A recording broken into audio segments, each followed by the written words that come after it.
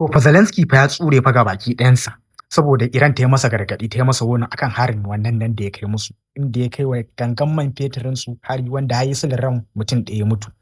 Abin da ke wakana Zelensky ya fito da wasu ƙaryakin cewa wai Rasha ita take ɗaukar satellite wai ba Iran ce ma take ƙirƙirar satellite ɗin nata ba Rasha ce take ɗaukar satellite kala-kala tana miƙa wa Iran tana amfani da su suna nuna wajejen inda Amurka ko sojojin Amurka suke. Ma'ana duk irin wannan ɗauke-ɗauken sojojin da aka dinga yi wa Amurka to kusan haɗin bakin Rasha a yadda yake nuna. Kun ga wannan ya nuna yana so Amurka ta shigo cikin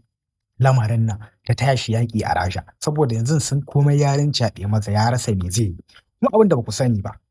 Zelensky ba hakurin ya kai harin nan ba kan tankan man Iran wallahi ba hakurin ya kai ba. Haɗin bakin Washington ne da haɗin bakin su saboda in dai ya san wasu ba su tsaya masa a baya ba sun ɗaure masa gindi ya kai wannan harin nan ba zai taɓa kaiwa ba. Wace ce Ukraine a hannun Iran? Ai ya ga wani ɗin da suka fitan masa. Suka ce fa makamin fa mai linzami fa zai iya tafiyar kilomita 5,000 suka auna irin gudun makami mai linzami irin gudun da yake suka nuna masa abin da ya fara tun daga Tehran har zuwa United Kingdom babu ƙasar da ta isa ba za su iya tura makamin su mai linzami ya je wanda iyaka girman da suka ƙara nunawa suka nuna masa ta bangare suka ya ga har makamin mai linzamin su har abin da ya je ƙasar Sin makamin su zai je ya je gaban Rasha abin da suka nuna masa kenan suka ce fa kasancewa ka fa kana cikin Europe ba zai yi fa ka zo ka dinga kai mana hari ba wai kuma kai tunanin cewa dan kana zaune ana kare ka makamin mai linzami ba zai iya zuwa inda kake ba shahid drone din su za su iya zuwa makamin mai linzamin zai zuwa iyaka ma koram sha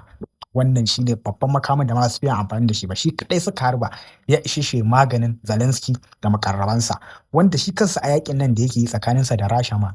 abin ma baya tafiyan masa yadda ya kamata kurin yan buga yake da ba dan Putin yana da imani ba wallahi da Putin ba shi da imani ko Putin ma dai za ku ce ta wani bangaren yana dan shayin NATO kungiyar NATO kun gane saboda baya so ya nuna irin karfin military da yake da shi a cikin Ukraine wai wace ce Ukraine dan Allah a hannun Rasha ba da Allah ai ba za ma ka taba hada ba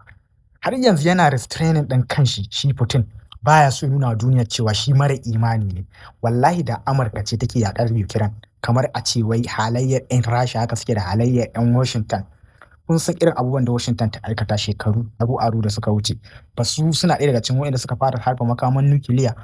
suka yi nasara kuma suna ɗaya daga cikin waɗanda suka dinga zuwa yaƙi ba gaira babu dalili mun ga ƙaryakin da suka fito suka dinga mamaye ƙasashe to da a ce Putin halin su ɗaya da mutanen cikin ta'addancin na Washington to wallahi tallahi Ukraine Allah ko kwana uku ba za ta yi ba